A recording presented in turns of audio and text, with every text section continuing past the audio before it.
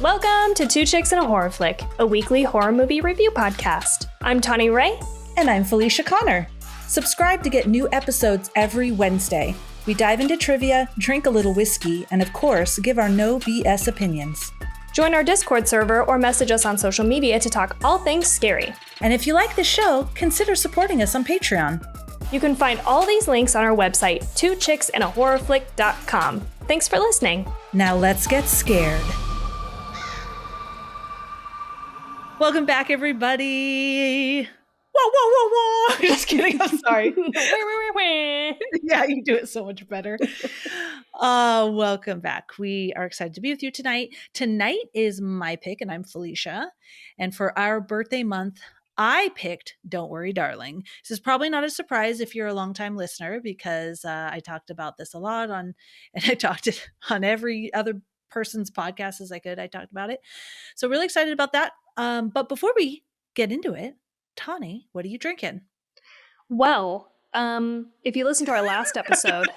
Sorry, I just giggled because we're recording back to back. Yes. This is sorry, I'm gonna just shut up. No, you're okay. This is the same night, and so I literally had a shot of vodka and I chased it with some emergency because I'm feeling a tiny bit sick. So making good choices and bad choices at the same time here. That's what I'm doing. So I already drank that though, like seconds ago, and now I just have water. Okay. So I felt like I needed to say something because for reoccurring listeners, they're like, wow, this is Tawny's new thing, is like a vodka shot with emergency. Yeah, no, I wasn't sick for that long. This is the same night. So what about you? What are you drinking? I'm drinking water. Same thing. Okay. Yeah, same thing. Water in this really cool cup I have, and it says Inspiration Elixir. I think it's supposed to have coffee in here, but my inspiration elixir is water. Yeah, definitely applicable for you. So yes, I agree. All right. So what have you been watching? I actually saved something and didn't mention it last episode, so I could mention it this episode. Okay, what about you, Tawny? In the 1 minute break you had, did you like pop in a YouTube video or anything? You know, I didn't, but I did go out into the living room to get my next shot, and Jade told me that he's working on getting me my Eleanor's pole blade, which is the weapon that I use in Elden Ring. So in the 1 minute between episodes, that's what I learned, is that he's working on that. So now I'm gonna have two. I'm a dual wield these twin blades. And then I said, oh yeah, you're gonna get that. You're gonna drop it to me. And then I'm gonna have two. And then it's over for you bitches in Elden Ring. So that's my only update. This is cool. Is Elden Ring at all like World of Warcraft? You know, I don't know because I've never played World of Warcraft. Jade does, but I don't really know a lot about it. I think it's kind of similar. Kind of. It's basically just like an open world adventure game. But there are elements like of playing online, like you can co-op with people. Mm-hmm. And that's my favorite part. I love going in and playing together and helping other people through parts of the game. And it's just like really fun. It's really similar to the other Dark Souls games, but I don't really know how to describe it. I guess it's kind of like that because you pick up like outfits and weapons, and then you like build those up. You build yourself up. You give yourself levels and level up and stuff. So. Well, that's cool. Yeah. I ask because my dad's been into World of Warcraft for years and years and years, since the kids were little. Yeah. And I tried in between those years, a portion of time. I'm like, I'm going to try this out. I'm going to play this. And I played it for a very short time. But when you mentioned that, like, oh, now I have these two blades and I'm going to book some shit up. Yeah. I thought, oh, that reminds me of World of Warcraft. Oh, I bet it's similar. I bet it's really similar. So, yeah. All right. That's it. No other update, though, because we're back-to-back recording. Back-to-back. So my thing that I saved, because I watched it tonight before we recorded. Oh, okay. I thought, you know what? I'm going to save that. I believe we were watching it on Disney. It's new. And so if you have a Disney Plus, I'm pretty sure that's what we watched it on. It's called Strange World. And I thought it was so cute. And if you do drugs and you're high and you watched this, I think it would be a super trip. It's all about this family, and they go into the center of the earth, and um, they have an adventure. Like, I don't want to give it away, but it was really beautiful because it made it the earth. And I've always thought, I've always wondered about this and thought this as a living thing. And you say, yeah, it's a living thing, but no, like, we're a living thing. Like, animals are a living thing. Like, we have heart, and we have, and it brought this human element to the earth. And I just thought it was really cute and touching and beautiful. And I'm so happy I saw it. It is a cartoon. Is it And a it's called movie? It's a movie, yeah. Cartoon. Okay. Okay. Disney movie. I'm pretty sure it was Disney. Gotcha. It Yeah. sounds familiar. Like, I feel like might have seen an ad for it or something, but okay. Yeah. Yeah, it is a Disney movie. Just wanted to verify that.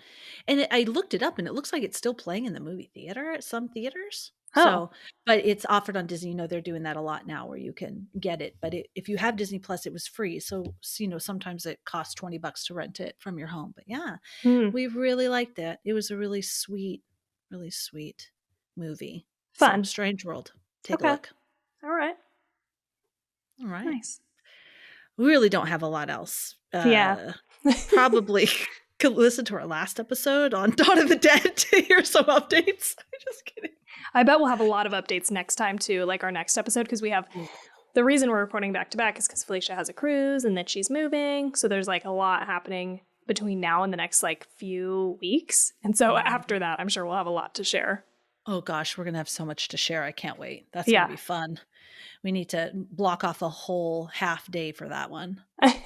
Not for the recording, don't worry, but just like we like to catch up too. Yeah. All right, you want to get into it? Let's do it. Okay, like I just said 8 minutes ago, we are talking about Don't Worry, Darling. It is from 2022, so just last year. I watched it on HBO Max. The director is Olivia Wilde. We all know her as an actress, Life Itself, Her, Rush, Alpha Dog, all kinds of things. But some of the other things that she directed was Booksmart, and then Wake Up and Free Hugs, which were shorts. Okay. And we know her from buying her skincare line. Oh, yeah. Well, it's not her skincare line. I was wondering. I was trying to tell Jade about it. And then he was like, oh, it's hers? And I was like, I don't actually know if she's just the face of it or if she created it. Okay. All right. No, she's just the face of it. Oh, okay. But yeah, True Botanicals, you guys. Yeah. I am obsessed. I use the whole line, and then I got Tawny hooked, and I'm very happy. Yes, and it is great, and it smells good. Yeah, she is like the spokesperson, cover model, whatever for that brand, along with Laura Dern. If you're a Laura Dern fan, I like her. And I think Brooke Shields is one as well. Yeah. Yeah. All right, our cast. Florence Pugh as Alice, Harry Styles as Jack, Chris Pine as Frank, Olivia Wilde is also in it as Bunny, Timothy Simons as Dr. Collins, Nick Kroll as Dean, Gemma Chan as Shelley, and Kiki Lane as Margaret. And then there's other characters in there too, as well. Definitely check them out. Stats. So the budget was $35 million and the box office was $86.7 million. Rotten Tomatoes gave it a 38%, IMDb 6.2 out of 10, and Letterboxd 3 out of 5. Okay. All right. 2 minutes with Tawny. Yeah, also known as, I pulled this from Wikipedia. I bet it's going to be about 3 to 4 minutes. I tried to cut it down. I was spending too much time playing Elden Ring, and so I forgot about 2 minutes with Tawny this episode and last. Sorry. Okay. Oh, we forgot to say this last episode, but turn back now if you don't want this spoiled for you. Everyone that listens to the last episode is going to be pissed because we didn't remind them. They are. They're going to be like, God damn it, why would you forsake me? Okay. Alice and Jack Chambers live in an idyllic 1950s style neighborhood in Victory, California. Every day, the men go to work at Victory headquarters out in the surrounding desert while their wives stay home to clean, relax, and prepare dinner. Oh my God, I can't talk. I'm sorry. For their husbands. The women are discouraged from asking questions about their husband's work and told not to venture out to headquarters. One morning, while riding the trolley across town, Alice sees a plane that resembles the toy of Margaret's son as it crashes out of the desert. Margaret is another wife. She rushes to help and stumbles onto headquarters, a small building covered in mirror-like windows. After touching one, she experiences surreal hallucinations before waking back up at home later that night. In the following days, she experiences increasingly strange occurrences. She receives a phone call from Margaret, who claims to have seen the same thing Alice did. Later, Alice sees Margaret slit her own throat and fall from the roof of her house. Before she can reach her, though, Alice is dragged away by men in red jumpsuits. Jack dismisses Alice's claims and says Margaret simply fell while cleaning the windows and is recovering. This story is further corroborated by the town physician, Dr. Collins, who attempts to give Alice prescription drugs. Alice and Jack invite some of the neighborhood to dinner, with Frank and his wife Shelley as special guests. Frank speaks privately with Alice in the kitchen, confirming her suspicions and saying he hopes she continues to challenge him. Spurred by his confession, she attempts to expose him over dinner. Frank gaslights her, making her look delusional to the other guests. In the aftermath, Alice begs Jack to take them both away from Victory. Jack initially agrees, but when Alice gets in the car, he lets her be taken away by Frank's men. Dr. Collins forces Alice to undergo electroshock therapy. During the procedure, she sees visions of herself in present day, working in an emergency room and living with the unemployed Jack while struggling to make ends meet. Alice returns to Victory and reunites with Jack, but continues to have hallucinations and flashbacks. She later remembers the whole truth, that Victory is a simulated world created by Frank, and that Jack has forced her into the simulation in the hope that they can lead a perfect life together. When Jack realizes she knows the truth, he claims he did this for her, as she was miserable in her real life, but Alice is enraged that Jack took away her autonomy. Jack hugs Alice, begging her to forgive him. When she refuses, Jack holds onto her tightly until Alice panics and strikes him with a glass, killing him, which also kills him in the real world. Bunny finds Alice and explains how she has always known that Victory was a simulation, but chooses to stay so that she can be, oh my God, I'm sorry. I'm trying to talk and I cannot you talk. You are butchering my movie. I'm kidding. I'm kidding. You did so good on that last episode. Reading, I was like, Jesus, it's probably because I'm drinking and you're not. Here we go. But she chooses to stay so she can be with her children who died in real life. She tells Alice to flee to headquarters, which is an exit portal from the simulation. Alice makes it to headquarters and rushes to the window as Frank's men reach her. After the screen goes black, Alice is heard gasping for air, indicating that she has left the simulated world. The end. Jesus. Sorry. Oh, okay.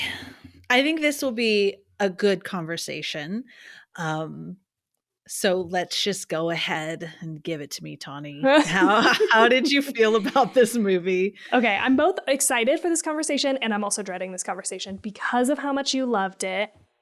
I just didn't feel that exact same way, but I am hoping that maybe you can change my mind a little bit. I'm open to that.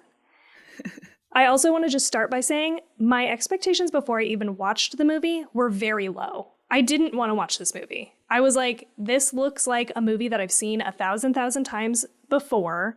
I can tell that it's going to be like a Stepford Wives thriller where these like women are trapped. I knew that before I even started the movie. So I just didn't even want to watch it because I think thrillers like this are just not my fucking jam. You know, like I wasn't even excited for Watcher. I was like, again, I feel like I've seen this movie. I'm not stoked. So I went in with very low expectations. And like Felicia mentioned in our last episode at the end, I told her that I don't like this like 50s style aesthetic at all. And so that kind of also put me off from the movie. So went in really low. And I will say that the movie exceeded my expectations. I was like, okay, this isn't terrible. I was like, I don't hate this. And then I rewatched it again today. And I think I liked it a little bit more But I just have so many fucking questions, dude. And like when I start to like actually examine this movie, it just everything falls apart to me, and it feels like they had so many ideas and just none of them, I feel like they didn't see any of them through to the end. And so I kind of liked it, I guess. I didn't hate it. I kind of liked it. But I also feel like I wish it was a different movie. And I already told you a little bit about this because we had like messaged back and forth about it before we even, said we were going to do an episode on it. So, you have a little bit of spoiler about how I feel like the movie went, which we can get into later. But the thing that I really liked was the twist of it being a simulation. Like, I was like really ready for them to be trapped there physically. And so for them to be a part of a simulation, and the fact that this guy, and presumably the other guys, we're not exactly sure what the situation is with everybody, but that they're kind of like radicalized by like this guy who has this platform online. Like all of that I felt like was really good and interesting. And then it just felt like they didn't really make the movie about that. And it took us like way too fucking long to get there, in my opinion. Like it was like an hour and a half. I just wish it was a different movie. Well, we can talk about what I wish it was later, but that's overall how I felt about it. Hopefully that's not upsetting too much. I really didn't hate it, and there was a lot that I liked. I'm sorry, let me say some things that I liked. I liked Florence Pugh. I think she did great. I loved Olivia Wilde. I loved the relationship between her and Alice. And I also really liked the relationship between Alice and Jack. And I also don't think that Harry Styles did a bad job. Everybody was like shitting all over him. And I really don't think that he did bad at all. So that wasn't a problem. I fucking love Nick Kroll. So I was like stoked to see him. So all of that was good. And I feel like I liked the aesthetic better the second time I watched it, and the pacing better the second time. And I just liked where it was going. I just felt like it wasn't, I don't know. Okay, I'll stop talking. That's overall how I felt about it. No, that's good. Okay. Okay. I was holding my breath the whole time. That's awesome. Okay. I'm glad that there were some elements you liked. As you know, or you may not know, this may be your first episode with us. I loved this movie. When we went on the Horror Movie Crew Studios podcast this last month for the Stabbies Awards, I gave this movie a lot of awards, or that it was my nominee for a lot of the awards, including Best Picture of the Year. It was like a runner-up because technically it's a thriller. It's listed as a thriller. Kind of horror adjacent, I think is what we were calling it. Yeah. But definitely like the breakout performance, which I got a lot of feedback on that. We don't need to go in there. But then, no, that wasn't breakout performance. I'm sorry. No, I was going to say, I don't think it was that. Best performance, though. I gave Florence Pugh. There must have been one for best performance. Best original story. This is when people ask me what was your favorite movie of 2022. It's this one. And I think The Menu. So I love this movie. I loved how it looked. I loved the aesthetic. I loved the cinematography. I loved the little glimpses of things where you go, did I just see that? Florence Pugh was phenomenal. Olivia Wilde was one of my favorite characters. I really liked her. I loved her. I loved all of it. I like these kind of movies though, as well. Yeah. I love these kind of psychological thrillers. I liked Mad Men. I like these women that I think I like this 50s aesthetic because it was a time where women were starting to try to push back and break out and be heard and be seen, when they had a very specific place and they started to try to they were making that uncomfortable and wanted to have more of a voice. So I think I like that. And I think it's scary as well, because there is that whole mentality of, this is what you do, this is your role, and don't stray from that. And when you do, like, the whole community is looking down on you because this is what your role is as a woman. So I think that's you feel trapped. I loved when it was a virtual element to it. I was like, holy shit. Like, I just thought it was so cool. I loved everything about this movie. I nominated Olivia Wilde for my director of the year. I thought she did a phenomenal job. And I agree with you. People really hated on it for what you said. A lot of the reviews were bad because they're like, been there, done that. We've seen this before. Everyone, said Florence Pugh was phenomenal. They didn't like Styles and his performance. I thought he did good. I don't know what else he could have done. I enjoyed him and their relationship a lot. Real I great. wasn't distracted by him at all. Like, I don't know. No. I wouldn't say that he was like phenomenal, but you don't need him to be phenomenal. He's not the star of the show. You know what I mean? Like, yeah. Anyway. Yeah, the whole thing is Alice. Right. Like, anyway, I agree with you. I'm glad you said that because a lot of people are hating on him. My one thing when people are like, I've seen this, it's been done. Okay. Every fucking movie is a change up on something else that has already been done. There are very few movies that are so purely original, like original story. Yeah. And so I didn't get it. Like, everyone was so mad about it. And I was like, oh my God, almost every alien movie. It's just like a twist on something that's been on, or a zombie movie, or whatever movie is, right? I don't know. And the last thing I do want to say is this is what I was going to say about the Stabbies Award. I nominated this for the one to have either a sequel or a prequel. Yeah. I liked how it was all about her. And then we discover, because then what happens when she goes out into the world with this knowledge? What happens? Or a prequel. How did this happen? How did this guy, Frank, right? How did he become... Right, that's right. Yeah. How did he become who he was and why? And then start radicalizing these people, come up with this idea, and like all the other people that are involved. I think there could be a sequel and a prequel, and that really excited me. And I just absolutely loved this movie. Gotcha. Also, like, I also, sorry, I started with too many words. I also agree that I wish, and that's what I feel like this movie, I wish it had been different. And I think at the end of the day, I agree with you that every movie has been done already. And it's like, in the end, it did surprise me. And I didn't feel like I was watching just the same fucking thing over and again. Like, I don't know that this movie is as forgettable as I thought it would have been before I watched it. So that was good.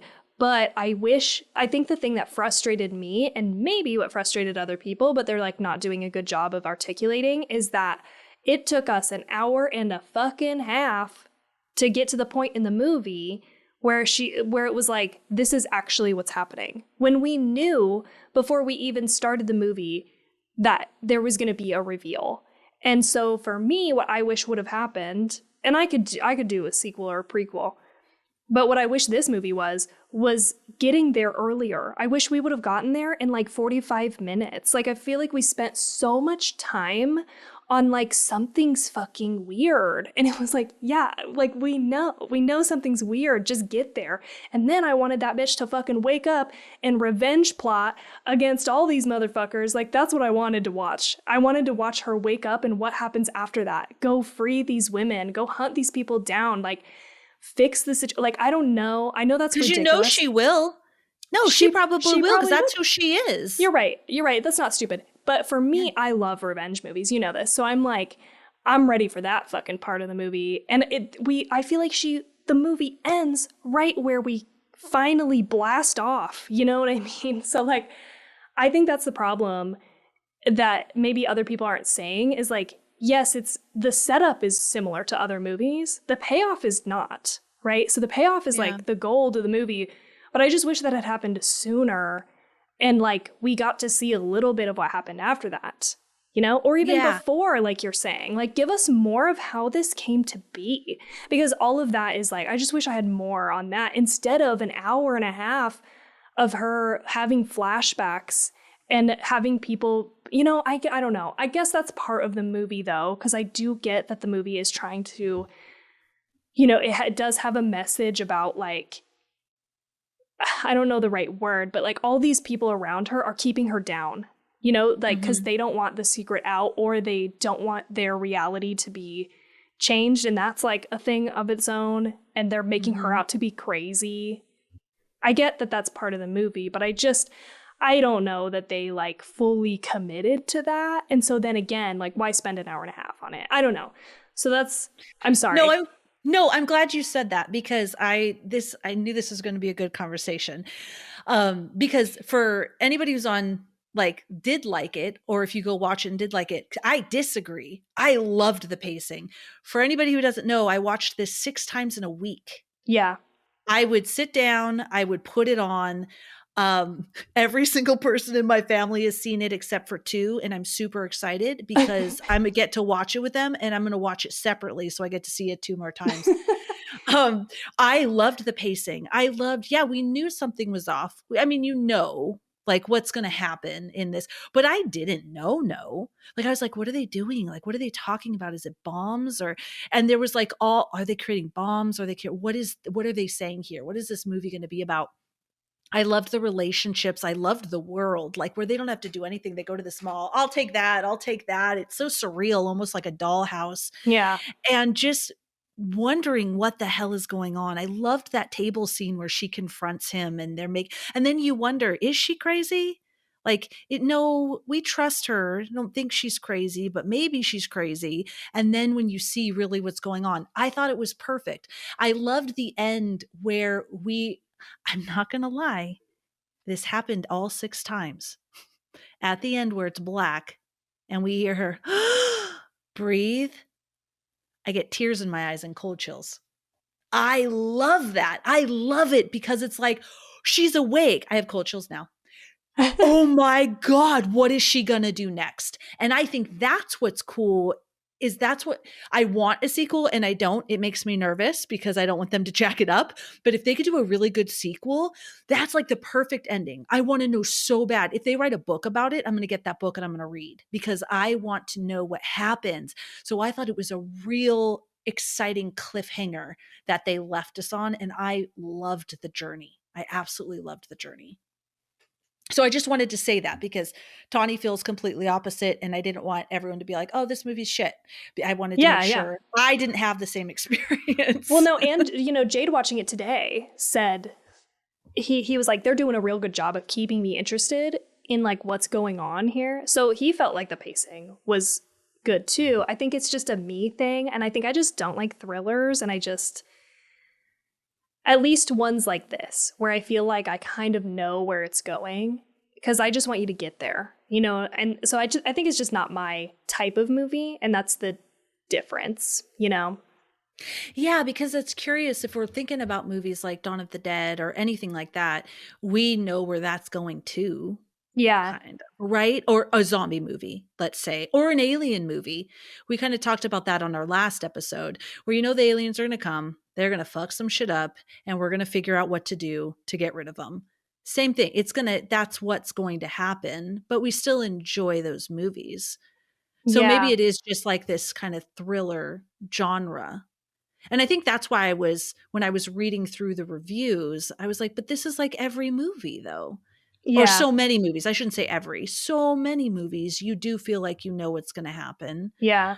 Um, Now you have me questioning, like, yeah, why is it different for thrillers than it is other types? But I think we're just drawn to certain subgenres and genres more mhm. than we are others, and so I think that's just what it is for me. Like, I don't know. I can't give you a reason why.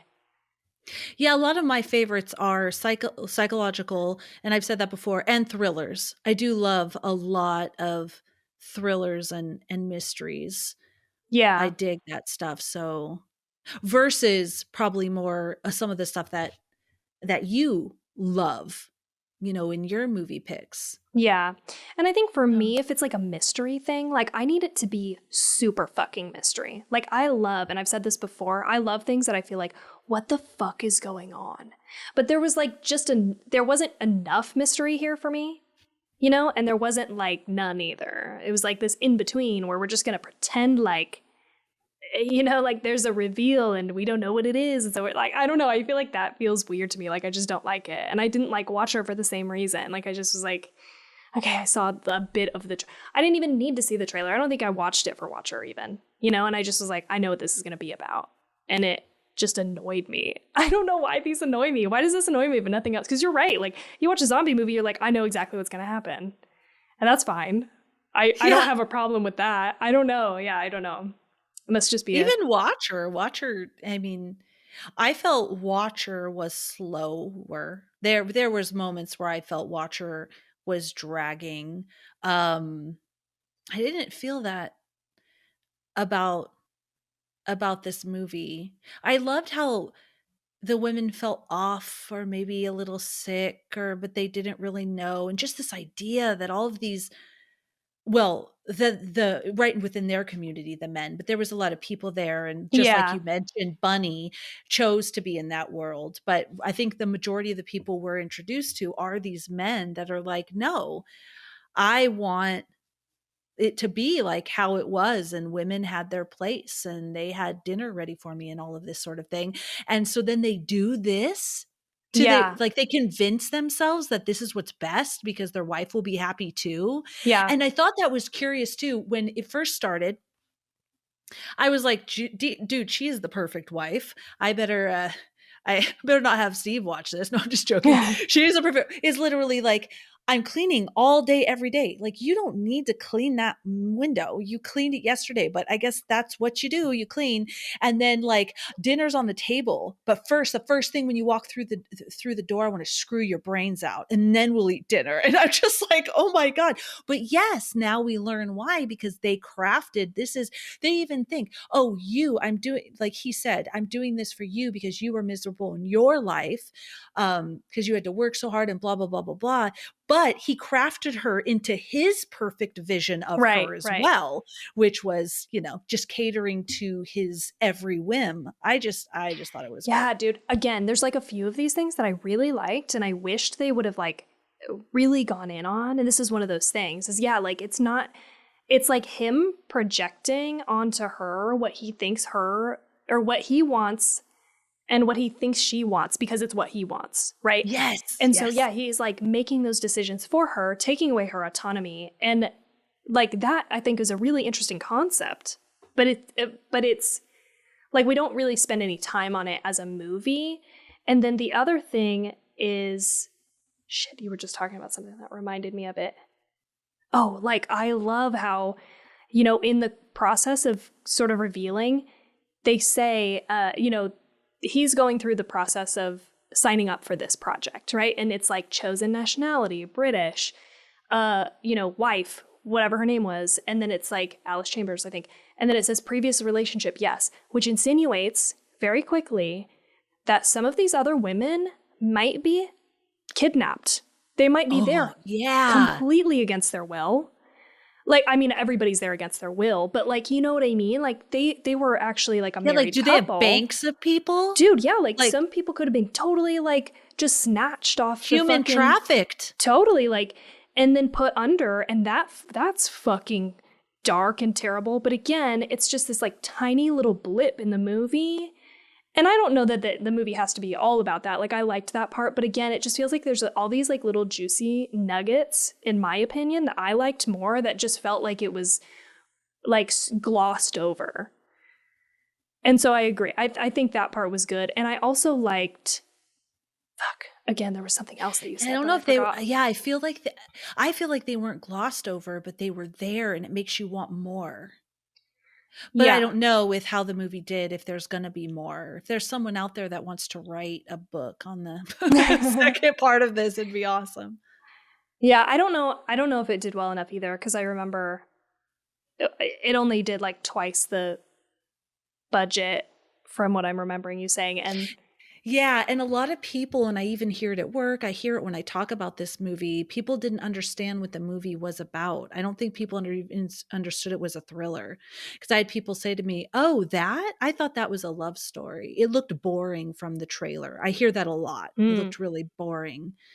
As far as any type of trivia, there wasn't a lot about the movie. I have a couple pieces. A lot around this movie was all the drama with Harry Styles and Shia LaBeouf and Florence Pugh and all that. So I do have a little recap on this so that I could share it with everybody. But something interesting that I didn't catch until I was reading, sorry, until I was reading through the trivia was that scene where Jack tells Alice not to make tuna for the dinner party. And she's like, that was going to be my main dish. And he was like, oh, no, not your main dish. That whole thing. Yeah. Well, in the real world, Jack is showing like existing on canned tuna for every single meal. Oh. And so that's why he didn't want her to make it in the movie. Just like a little thing that I missed, and I've seen it 6 times. So I was like, oh, that's cool. Yeah, I didn't catch that either. And how his humming, that was like music, and how music is such a powerful thing to bring you back to memories and to bring you back to places that you've been in the past, and how that brought her, ultimately had her discover the truth, made all those memories come back. So I thought that was really cool. Also, there are a few clear references to Alice in Wonderland. So our main character's name is Alice. The fantasy world which she unwittingly enters into, the prominence of windows and mirrors like Alice Through the Looking Glass. And lastly, her neighbor Bunny, maybe subtle reference to the iconic White Rabbit. Ah, okay, yeah. Didn't pick up on any of those, but that makes a lot of sense.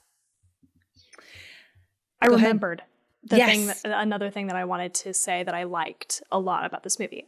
What I did like is that they did not make Jack out to be a completely despicable character. I liked that he was sympathetic in the way that you kind of understood. Obviously, what he does is not right by any stretch, but you understand where he's coming from and why he felt like this was a good option. And you can see in moments that he feels bad about what he's done. He's not just a black and white, despicable, terrible person. And so I think that was another smart decision that I really liked. Okay. I agree with you. She was a prisoner. Right. But you can see like he is taking really good care of her and singing to her. I mean, again, this is not okay. Right. But that gives him this element of he really does care for her, and just has this very twisted idea that this is what is ideal for both of them in very selfish way. Yeah, and again, I think this is what's interesting about the movie is that he was convinced by someone to do this thing that he probably wouldn't have done otherwise, except that he, with his own thoughts and then seeking out other people who, are reinforcing those beliefs on him, he then believes that it's right to do this thing. And I think that's a much more interesting and compelling story rather than somebody who's just evil for being evil, We talk about this a lot. Like, I hate that. Just, ugh. And then people who are over the top, like caricatures, I don't like that. And so again, I like that he's complex. He's not just a total fucking dick, Like, again, like you're saying, we're not justifying, but it makes him a good character. Yes, I totally agree. I'm so glad you said that. This is how we are and who we are. Yeah. And I think that's so fascinating, because anybody who's like, oh, that's absurd, that would never happen. Oh my God, just turn on the news. Right. People can be convinced of anything, whether they have this idea and it's a conspiracy theory, or if it's to believe in a certain way, or to hate a certain person, or to cancel a certain person, or to whatever it is. Or not believe a certain person. You just have that seed in, or like these people, that were, you had mentioned in our last episode about like during 9/11, and you had all of these people that were going back to join Al-Qaeda from the States, like young people that were feeling like we're not being listened to and this and that. And so you have these videos that they're watching of people saying, no, this isn't the way, blah, blah, blah, all that stuff. And then they start doing crazy things. Yeah. This is our reality now. And it's just like, like you said, part of the human condition. part of the human condition. You said it in such a more elegant way. This is just how we are now, you guys. Okay, so this I thought was interesting. So I popped it in here. I don't have a ton of trivia, but I thought this was interesting. When Alice opens Margaret's medical file, she is frustrated to find it is all blacked out. This is likely due to the theory that we cannot read in dream state. Scientists and dream experts believe that reading, writing, and most aspects of language are nearly impossible to use while dreaming. Your brain is still relatively functional while you sleep, but certain parts are far less active. Again, this was from IMDb, and I think you mentioned this last episode. Sometimes people just put stuff in here, but I thought that was interesting. It made me want to learn more about that, how everything was redacted. I didn't know that. And it made me think of my dreams. Do I ever read things in my dreams? Yeah, I don't think so. Not that I can remember. I'm gonna think about it. Huh. All right, everybody. Let me tell you about this drama. Yeah, tell us about the drama. Yes. I do want you to know that this is a real house. It's called the Volcano House in the Mojave Desert. The one that's headquarters, that's an actual house. Do you know what? Oh, it's a house. Yeah, it's a house. Like people live there. Yeah, it's called the Volcano House in the Mojave Desert in Newberry Springs, California. This house was owned by PBS television personality Huell Hauser, and then he donated the house to Chapman University shortly after his death in 2012. Weird. Okay. I thought maybe it was like an observatory or something. Like that would make sense. All right. There's also the Kaufman House. That is Frank, the Victory Project's leader. That house that they filmed at is the Kaufman House, and it's like one of the most well-known mid-century homes in the world. And Don't Worry, Darling was the first that was able to feature scenes shot on the property itself. Interesting. Usually people only are allowed to shoot the exterior, but they allowed Olivia to go into the interior. Oh, cool. All right. Also, Olivia Wilde wanted to play the lead role, but then she saw Florence Pugh in Midsommar and called her up. Yeah. She's great. Okay, here is the drama. So, a couple of dramatic things happened. Reports of conflicts among the cast circulated the media for weeks leading up to the film's premiere. Harry Styles was reportedly Olivia Wilde's first choice for the role of Jack, but couldn't commit because it clashed with his touring schedule. So then she asked Shia LaBeouf. Wait, I'm sorry. Who was that? The first person? Okay, Harry Styles is who she wanted first. Oh, okay. All right. But he had a tour. Then she asked Shia LaBeouf, whatever his name is. And so he replaced Styles in the summer of 2020. But then Styles's tour was postponed because of COVID a month before filming began. So this is where it all gets, because we obviously know he stars in it again. LaBeouf's departure. Okay, thank you. LaBeouf's departure was first attributed to scheduling conflict. I remember reading that. But Variety reported in December that he was fired due to poor behavior and frequent clashes with Olivia Wilde and the cast, pointing out Wilde's zero asshole policy and LaBeouf's reputation for being difficult to work with. The controversy was revived in August of 2022 when Wilde said in a Variety interview that LaBeouf's process and style were too combative for the production, while still wishing him well. LaBeouf then disputed the reports he was fired, claiming that he quit despite Wilde's effort to keep him on. A video message in which Wilde asks LaBeouf not to quit the film while alluding to conflicts with Florence Pugh was leaked online. Text between Pugh and LaBeouf were also leaked through Tumblr, and it didn't show any clear evidence to support those that they were fighting, that they were fighting. One last thing. That Shia and Florence Pugh were fighting? Yes, okay. Exactly. I must have read what it said, but it was something like, I really hope we can make this work. I don't think we're done with it. And I think this is a wake-up call for Miss Flo. That's all it said, like Olivia's supposed message. And she said, nope, that's not what happened. He was fired. And that specifically with Florence Pugh, Shia LaBeouf's whatever, how he gets ready to act, I don't know, the combative way that he acts was rubbing Florence the wrong way, is what Olivia said, and she had to protect her main person, and it just wasn't going to work out. But here's another little bit of drama that happened for Olivia.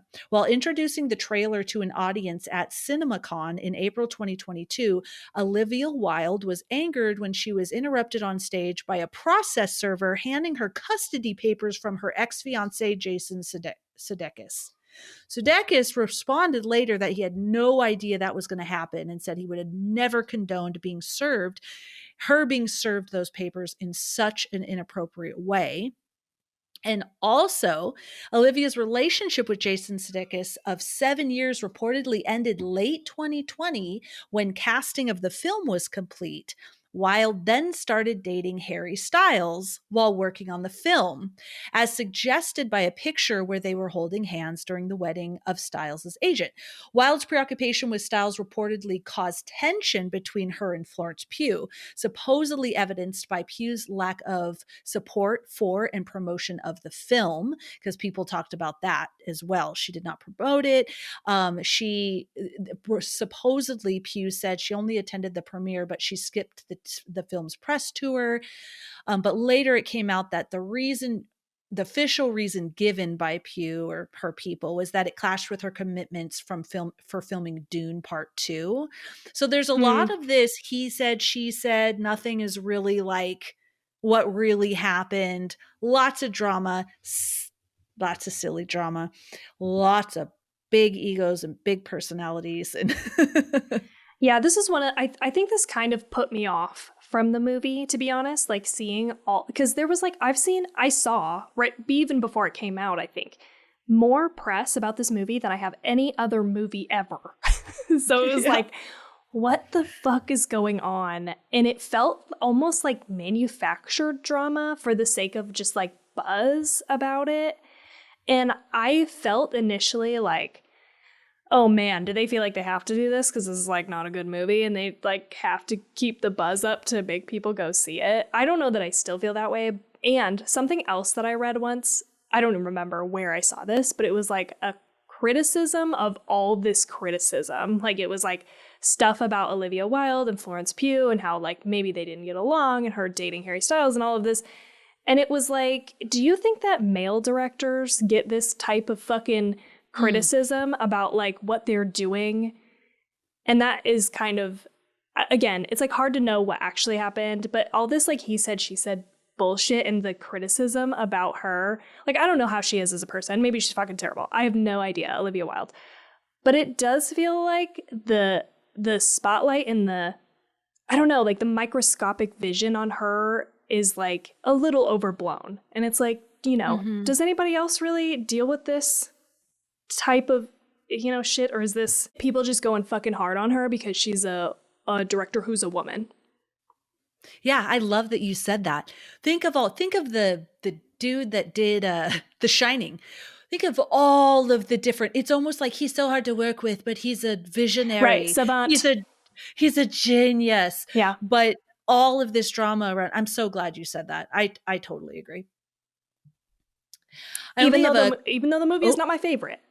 I fucking, you know, like, I don't know. I think it's important to like watch for that shit and watch for that, I don't know, potential prejudice or like prejudice in the media.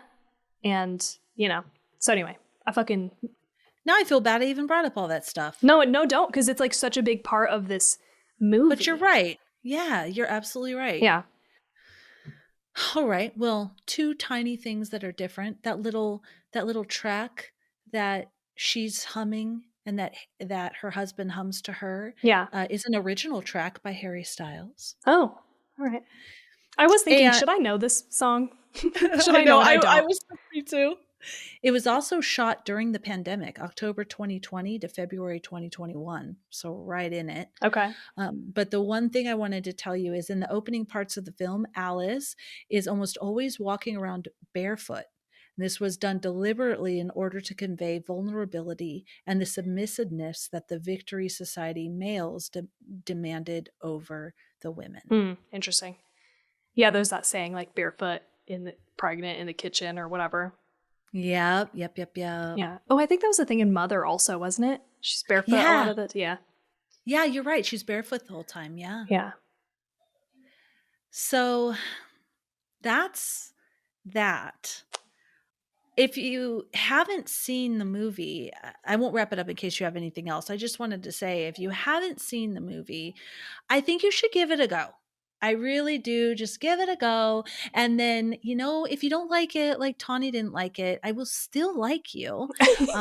And if you really liked it, I'd love for us to band together. And I went on IMDb and Letterboxd and gave it a score, which I'll share with you in a moment.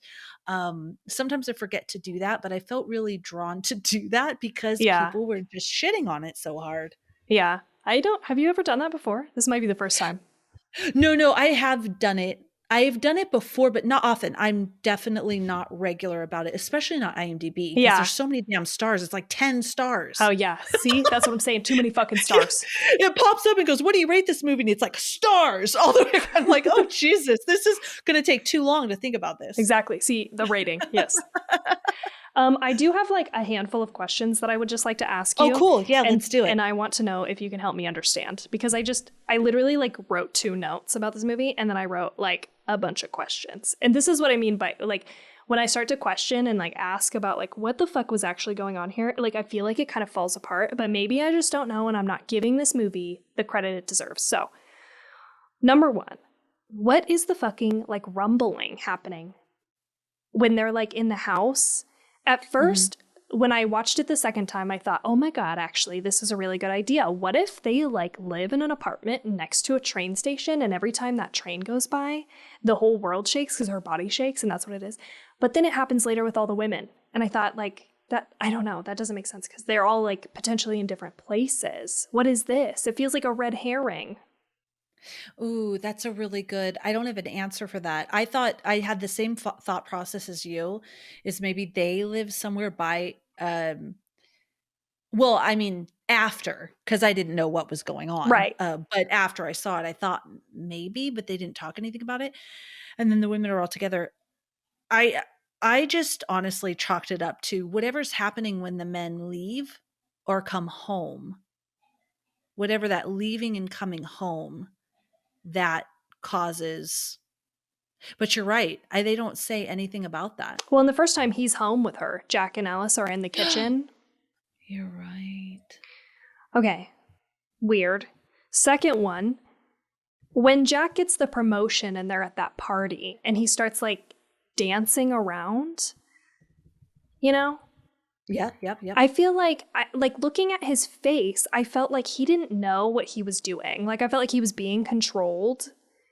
But there was like nothing about this. Like it was just like this guy is up there dancing a whole fucking musical number. And that was fine. And I don't know. I just was like, I got the impression from his face, he didn't know how to do any of that dancing and they just were like controlling him. And I thought that was like a scary moment because it was like you put yourself in this simulation, you subject yourself to like what everybody else is doing. And they do mention, like Frank mentions to her that he knows that she told Bunny. And that was interesting to me on the second rewatch because I realized, oh, he can probably see everything. They probably sign something or consent to being watched all the time. And that's how he knows that she told her. And they probably know. They can probably check in on all this stuff. That's a very scary concept. But again, it never went anywhere. And so I didn't know what this dancing thing was supposed to be. Didn't go anywhere yet. Yeah. However, the dancing thing was totally, this man, Frank, has control over these men, and specifically Harry Styles. I totally just spaced on what the husband's name is. Jack.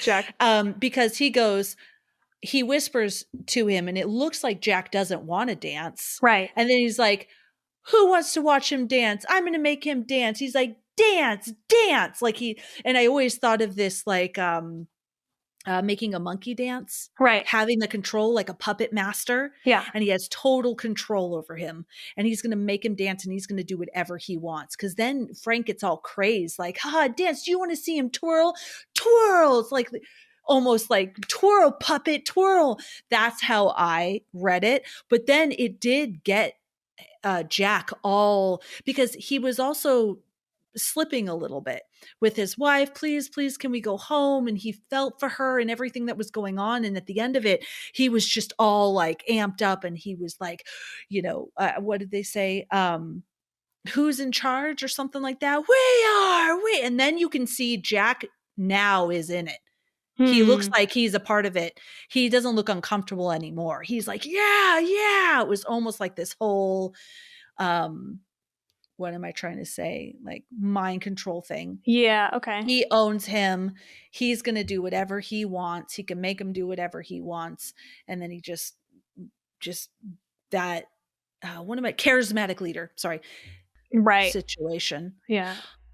I wanted to say, I did look up really quick. Why do the houses shake? And don't worry, darling. They are saying that it is just a part of the virtual reality experience. It's to make the women think that the men are doing something out in the desert, and Hmm. also to insinuate, like, what are they doing, making futuristic weapons? Because that's exactly what I thought. They're like, we're doing something to change the world, but it's evil. So what is it? Are they making weapons out there? But it was a part of the simulation, and so that the women knows that there's work being done, just like Olivia or Bunny says, right? At least we know that they're working hard. But also to scare the women, because what they're doing is so powerful and dangerous that it has that type of an impact on the entire town, to discourage them from going out there. Okay. Yeah. Maybe you were supposed to pick up on they're like testing weapons. I did not get that, but I guess I can see how maybe you were supposed to get that because they were in like a desert. I was thinking that time, and the atomic bombs and Yeah. all of that was being done typically out in the desert. That's why I thought they were making weapons. Yeah. I mean, somebody mentions later, like, do you think it's weapons? So that's like, Yeah. why that seed gets planted. I wish they had said something else about that, but okay, whatever. Similarly, kind of, like when she starts to realize what's going on and she's like walking away from the house, all the lights are like popping and exploding. And I was like, what's happening here?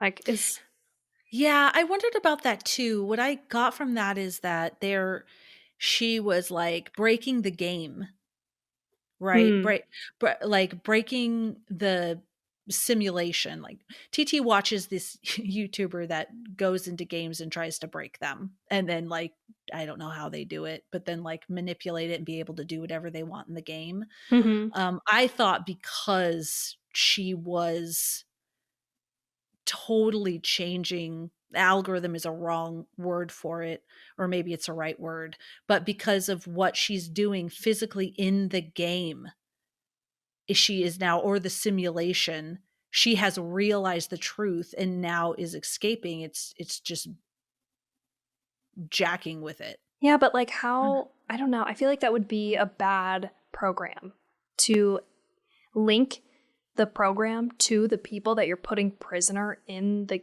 thing.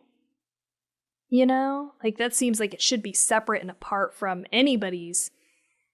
Like if it's that she killed Jack or that she's like realizing what's going on, it feels like you would want to protect yourself against that so that it would like, because that would be happening probably. People would realize. And if you don't want the program to crash, if somebody, I don't know, again, I think the thing is I am being hard on this movie a little bit, but I think it's because for me, once the reveal happens, now I have so many fucking questions that it takes me like way out, and it's hard for me to like justify. It's like too many. We've talked about this before. You can handle a couple, you can like suspend your disbelief, but like if there's too many of those things, you're like, well, what the fuck? What's happening? Yeah, I feel like, I mean, yeah, you would want to program it that way, but maybe he just didn't do a really good job or really believed in what he, what he created. Yeah. And then this brings And me. remember, he says, I wanted someone to challenge me. Maybe Yeah. it was really easy. Maybe he didn't have a lot of challenge, and the people that did sign up for it, it was pretty easy to control them. Like that one neighbor, I loved that lady, the pregnant lady. She was Oh, yeah, she yeah, was yeah. just fun and cute. And it was very easy to convince all of these people. Oh yeah, they just say that it's a little sickness, from the desert or the altitude or whatever the case may be, and everybody just goes along with it. And if someone else does something, they're just crazy, and then they fall into line. And there wasn't anybody who really challenged him except for Margaret and now Alice to be Yeah. able to test it in that way of what happens. And so then I think Frank, when he pushed her, I think he was testing the program, and he was pushing her because he didn't think she was capable of really causing any problems. He knew that she was going to fly off the handle at dinner and look absolutely insane. So any of her other friends who were maybe listening to her are now going to be like, oh shit, I need to distance myself from her, just like they did Margaret, because she is batshit crazy. And I think that's Yeah. why he pushed her, because he knew, he admitted it. So now she's going to feel empowered, and all she's going to look like is totally insane. Yeah, and she fell right into that. Okay. Okay. All right.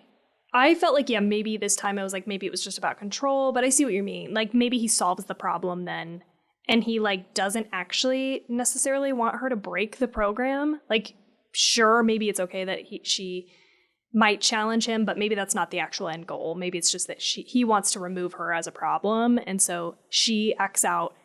She gets shut down by all the friends. Problem solved, basically. Okay. Yeah, and they keep referring to Jack like the doctor. I'll note that on the file that you're Right. not willing to give your wife medication, You know, or I'll look into that. And they keep bringing him out to talk to him. So I think they're gearing to fire him or, from the program because of it. right. Oh, okay. Well, okay, here's the other thing that I do like. That again, I wish they had spent a little bit more time on because I think it's a really interesting concept is the societal pressure to do what everybody else wants you to do, mostly because of like the husband. This is what you were just talking about like now that he's promoted, she has like an obligation, like kind of, she feels an obligation potentially to not act out or be a problem or fucking make waves, right? Because like otherwise she fucks up his life and that is fucked. That is like a totally fucked up society thing that happens. And that's terrible. And again, I really like that concept and I just wish they'd like gone in a little bit more on that. So, okay. So that's that. I don't know if you have this on your list, but I'm going to say it first. I think it's really weird. I will say one thing. It's very weird that they wouldn't have different backstories for all of the different people. That seems like a major oversight, doesn't it? Yeah. Yeah, because you're going to sit there and talk and make friends, and these are natural things that come up in conversation. Why would you make everyone have the same backstory? But it makes me very curious, is maybe because it was created by a man and how his wife is like, stupid man, I'm in charge now. Okay. Yeah. Like Yeah. maybe maybe there's a next iteration. Maybe more thought would have gone into that. Maybe they underestimated that women think. I don't know, but that seemed weird to me that they wouldn't give everyone a unique backstory. Yeah, you're right. I didn't write that down. You're right, though. I agree. That is weird. But that reminded me of another thing that I didn't write down that is weird and I don't understand is her taking over and saying, because she has like literally 2 lines. She says, stupid, stupid man, it's my turn now, right? That's all she says. Well, she talked, no. Well, she talks at dinner. No. I mean, like in that moment, though, in that scene. Oh yeah, sorry. I'm like, no, she talks a lot. Yeah, no. Yeah, that's what she says. Yep. I didn't understand what that meant. I was like, is she taking over? Was Jade thought a totally different thing that now she's like she's been the brains behind this operation and now she's going to take over. I was like, I did not get that. I got that she was getting out. She's been biding her time until now. But like, it's my turn now. Like, I didn't understand what that was actually supposed to mean. So like, this whole thing made me like, what? And then like, that just ends. We never see again. There's no completion because maybe there. something else will happen. It's a cliffhanger. I thought what both of you thought. Honestly, I thought, oh, maybe she's going to take over the program. Like they did it together as a couple. And she's going to take over the program, or maybe she went along with it because it was his vision. It was making a ton of money. So she's a part of it because of him and making him successful. So she's still a villain in the sense that she knows what's going on with all of these women, but it's fine because it's making them wealthy. But maybe she just at that point is like sick of it. Like, Okay. and is like, it's my turn now. Maybe he's dead. She's going to get out of it and move on with her life. I saw it both ways. Okay. My last question that I wrote down. Why not? Okay, I'm confused because somebody says if a man dies in here, they die in real life. But why make the distinction between man and not man? Like, why wouldn't you just say if you die in here, you die in real life? Is that true? Is it just the men who die if they die in there? Or is it everybody? I don't understand why it would be different. So I'm just assuming that everybody who dies in the simulation dies in real life. Then why not just kill Florence Pugh's character, Alice? Like, yeah, I think that's what they're trying to do, right? I felt like they were trying to just keep her there. Yeah, I think at first they were. Because... Right, I mean, like, after she's killed Jack. Like, they're kidnappers, not murderers. But yeah, well, okay. So how I saw it is, and I think I do remember them saying that when men die, because maybe it happened before, but I do believe everyone, when they die in the game or in real life. And at first, right, they're electroshock therapying, like they're resetting her. They're doing all of that because they're human traffickers and kidnappers, but not murderers. I mean, come on. Right. So yeah. They're not trying to kill a bunch of people and have them dead in their apartment with their virtual reality equipment. Yeah. But maybe, I mean, it would be tricky. So when she kills Jack, maybe they are trying to kill her, though. We don't know. Well, Bunny says all those... They're going to find your real body and they're going to kill you. You have to get out. Oh, yeah. You're right. They do say that. So they are trying to kill her. In the beginning, they're not, right? They're just trying to make her comply so they can make their money off of Jack.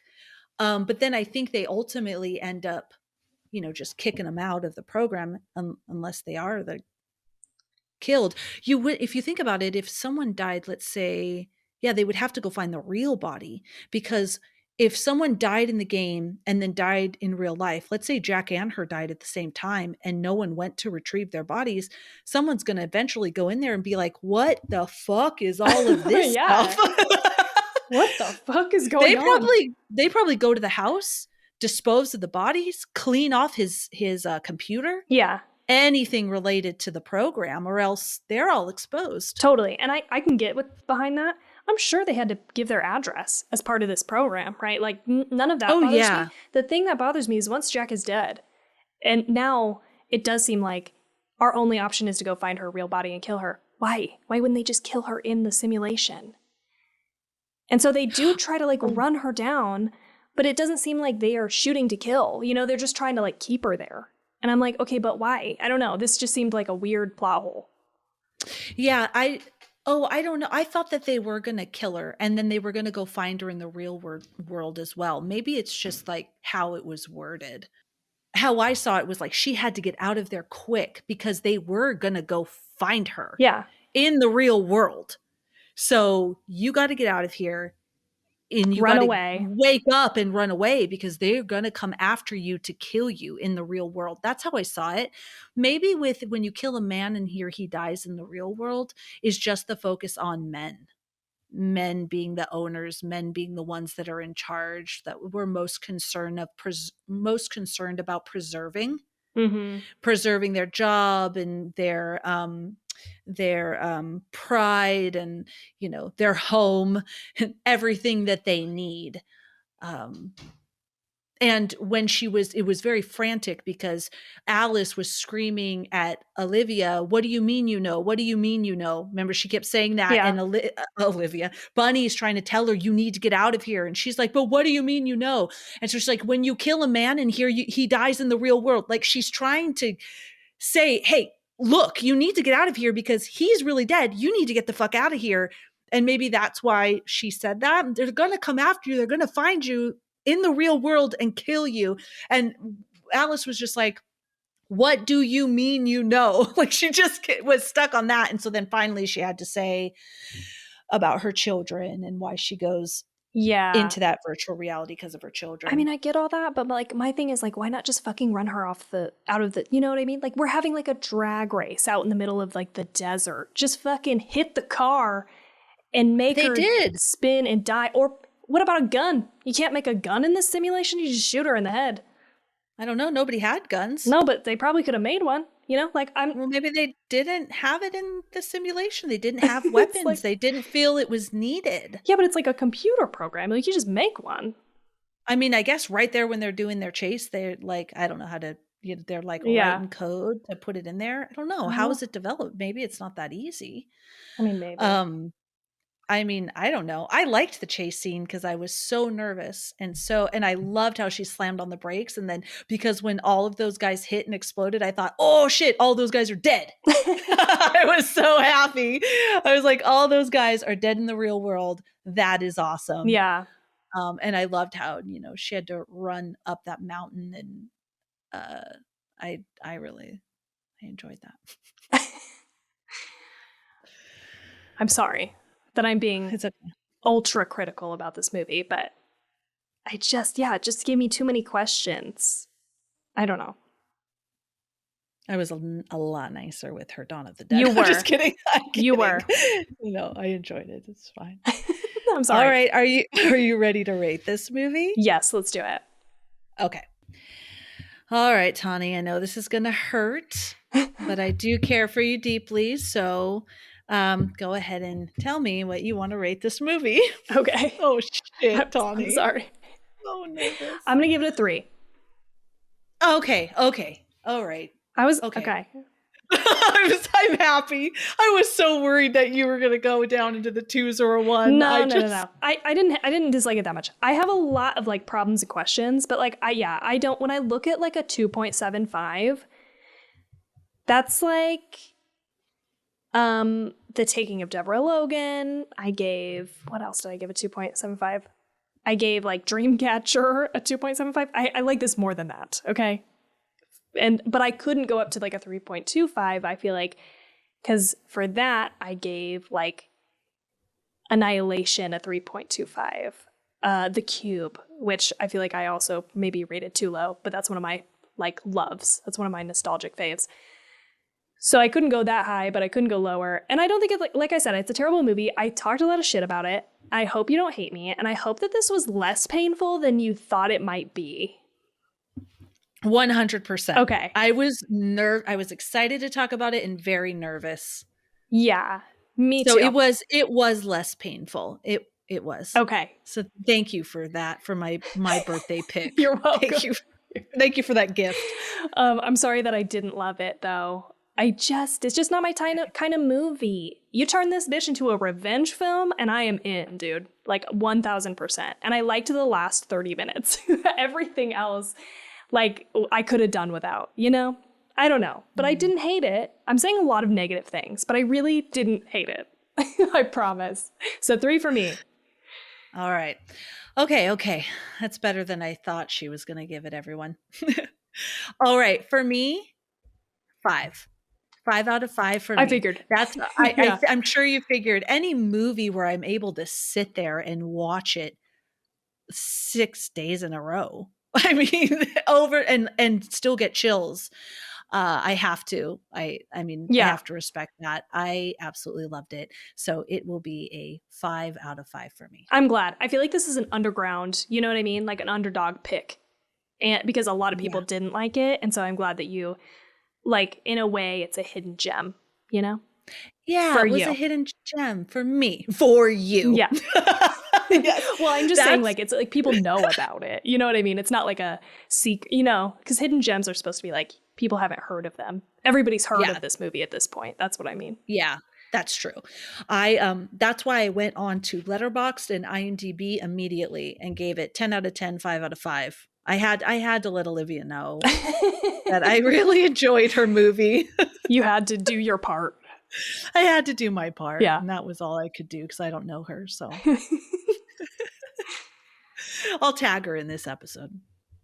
All right, everybody, that was so much fun. Thanks for playing along. Next episode, we are picking something we both want to do. So first episode was what Tawny wanted. This episode was what I wanted. Next episode is what we both want. And we are doing Fresh from 2022. I'm excited. Yes.